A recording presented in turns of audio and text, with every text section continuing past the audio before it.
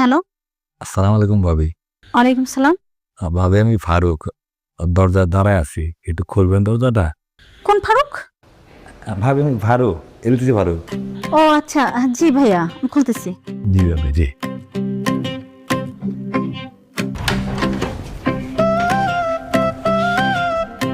ভাবি এত রাত্রে আপনাকে বিরক্ত করার জন্য খুবই লজ্জিত আমি। কিসের বিরক্ত, কেন বলছেন? ভাবি কারোর সাথে নতুন পরিচয় হইলে তার সাথে সম্পর্ক আগায় নিতে হইলে আমি ছোটবেলা থেকে তার গিফট দিই। এটা আমার একটা পারিবারিক শিক্ষা। ও আচ্ছা, তা তো ভালো শিক্ষা দিয়েছে।